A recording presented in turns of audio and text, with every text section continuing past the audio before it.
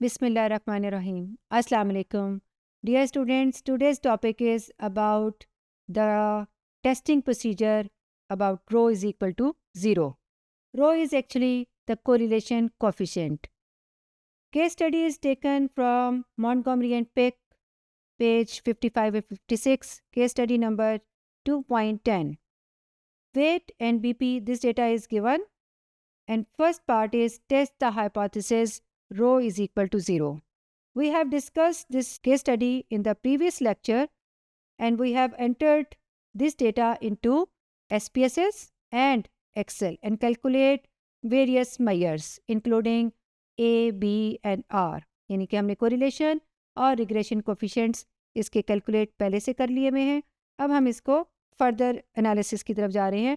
पहला analysis है रो से रेलिवेंट जो कि है कि testing procedure rho is equal to 0.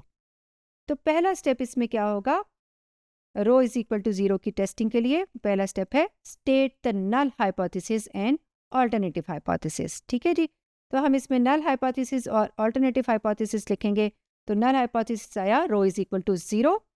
ठीक है, H not rho equal to 0 and H1 rho is not equal to 0. Second step होगा इसका अल्फा लेवल ऑफ सिग्निफिकेंस. ठीक है, जो कि 5% लिया हुआ है. नॉर्मली 5% ही हम लेते हैं. थर्ड स्टेप है टेस्ट स्टैटिस्टिक. ये हम पढ़ चुके हैं test statistic. T is equal to R under root n-2. ठीक है, ये इसकी डिग्री ऑफ फ्रीडम है 1 माइनस R स्क्वायर. ठीक, which follows T distribution with n-2 degree of freedom. ये जो आपको राइट साइड पे कोरिलेशन का टेबल नज़र आ रहा है ये हमने एक्सेल से ऑलरेडी कैलकुलेट करके यहाँ रखा हुआ है और आपने देखा था कि 0.773 ये आर की वैल्यू है. R actually X Y. ठीक है, या आर वाई एक्स कुछ भी कह लें आप इसको क्योंकि ये सिमेट्रिक होता है. ये 0.773 है. इस वैल्यू को आपने इसमें सब्स्टिट्यूट कर देना है और ये आपको जो डेटा गिवन था वेट्स का ये 26 सैम्पल्स थे. तो आपने सब्स्टिट्यूट करने के बाद जो वैल्यू कैलकुलेट की वो है 5.97. फोर्थ स्टेप हमारा यहाँ पे कंप्लीट हो जाता है. कंप्यूटेशन के बाद फिफ्थ स्टेप है आपका क्रिटिकल रीजन. क्रिटिकल रीजन के लिए आपको टेबल की ज़रूरत पड़ेगी. चूँकि टी डिस्ट्रीब्यूशन है तो फिर टी का जो है वो टेबल हम यूज़ करेंगे इसमें. आप देखिए राइट साइड पे मैंने स्क्रीनशॉट रखा हुआ है आपके टेबल का और इसमें आपने 5% टी अल्फ़ा बाय 2 लिया आपने. ठीक है, 0.025 ये कंसिडर किया है. डिग्री ऑफ फ्रीडम n-2 थी जो कि 24 आ गई.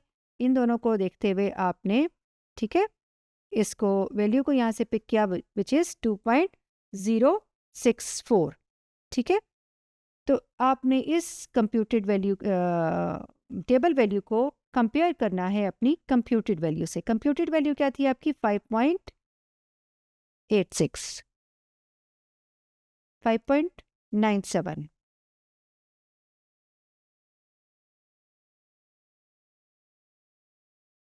5.97 आपकी कैलकुलेटेड वैल्यू है और आपकी टेबल वैल्यू है 2.064. आपने इन दोनों को कंपेयर करना है और उसके बाद आप कंक्लूजन की तरफ जाएंगे. जब कंपेयर करेंगे तो आपका 5.97 जो है वो क्रिटिकल रीजन में आ जाएगा. ठीक है, तो क्योंकि ये आपकी वैल्यू टेबल वैल्यू से ये आपकी टेबल वैल्यू थी. ठीक है, अल्फ़ा बाय 2 न्यू और आपका 5.97 जो है वो रिजेक्शन रीजन में आ गया. जब आपने रिजेक्शन रीजन में आएगा तो हम क्या कहेंगे, रिजेक्ट एच नॉट. अच्छा, एच नॉट को रिजेक्ट कर रहे हैं तो एच नॉट पे हम स्टेट क्या कर रहे थे, हम स्टेट कर रहे थे रो इज़ इक्वल टू 0. तो एक्चुअली हम कह रहे हैं कि रो 0 नहीं है. अगर रो 0 हो जाता है इसका मतलब क्या हुआ, इसका मतलब ये हुआ कि आपके जो दोनों वेरिएबल्स हैं वेट का और बीपी का इसमें कोई रिलेशनशिप नहीं है. तो इसका 0 साबित होना बल्कि अच्छा नहीं था. हमारा रिलेशनशिप एग्जिस्ट करता है तो इसको रिजेक्ट ही होना चाहिए था. और हमने देखा कि टेस्टिंग प्रोसीजर से गुजरने के बाद ये आपकी स्टेटमेंट जो है वो रिजेक्ट हो गई है और जो एक्सेप्ट हुई है वो क्या है कि rho is not equal to 0. ठीक है, और हम देख रहे हैं कि हमने जो सैम्पल डेटा लिया था एक्चुअली उससे रो की वैल्यू जो कोरिलेशन निकला था वो 0.77 था. यानी कि काफ़ी आपकी रिलेशनशिप की वैल्यू एग्जिस्ट करती है. तो 0 तो बिल्कुल ही नहीं हो सकता था. तो ये आपका टेस्टिंग प्रोसीजर था.